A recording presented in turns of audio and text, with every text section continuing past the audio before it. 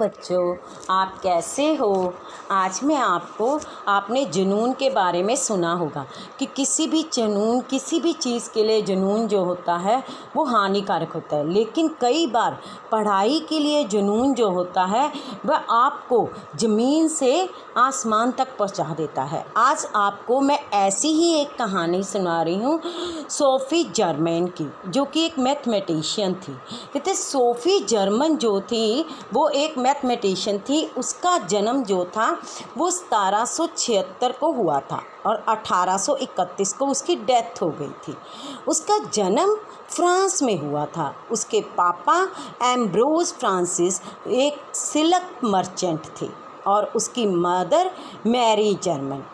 ये दोनों जो थे, इनके माता और पिता वो फ्रेंच रेवोल्यूशन में एक्टिव थे।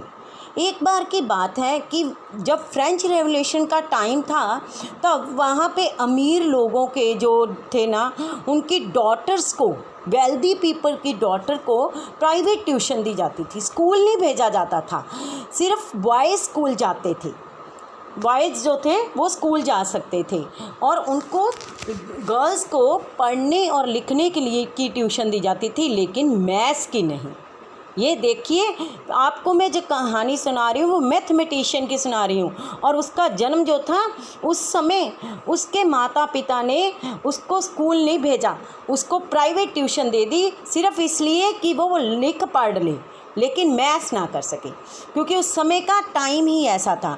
लेकिन सोफ़ी जो थी वो अपने पापा की लाइब्रेरी में जो थी वो काफ़ी समय व्यतीत करती थी।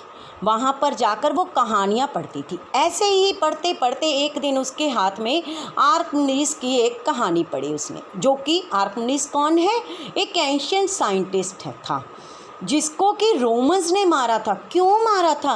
क्योंकि जब वो उस पर अटैक कर रहे थे तो वो रोमन जो था तो वो आर्किमिडीज जो था वो मैथ्स की प्रॉब्लम को सॉल्व करने में लगा हुआ था।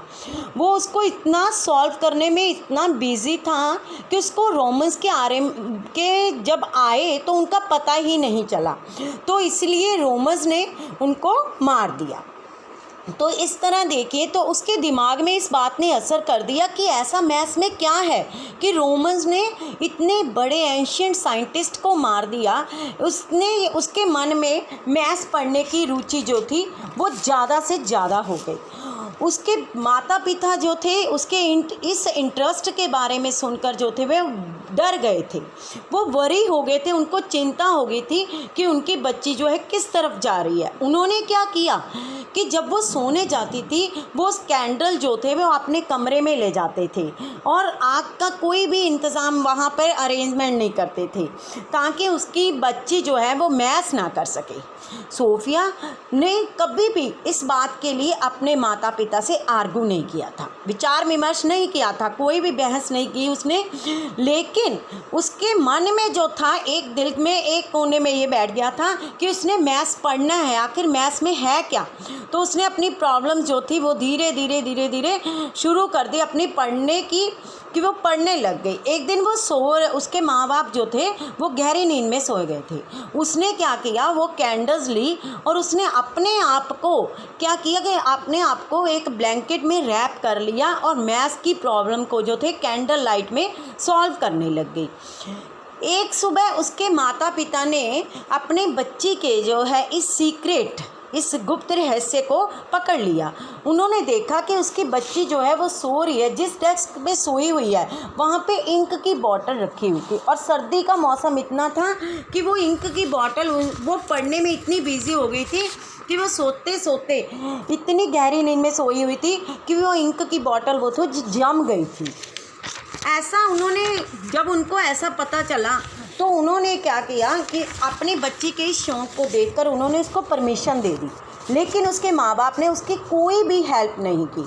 लेकिन उसकी मदर जो थी फाइनली उन्होंने ये कहा कि उसकी मदर जो थी वो सोफिया की गुप्त तरीक़ों से सीक्रेटली उसकी जो है वो फाइनेंशियली मैथ्स को पढ़ने के लिए उसकी मदद करती थी। ये था उसका सीक्रेट कि इस तरह वो मैथमेटिशियन सोफिया जर्मन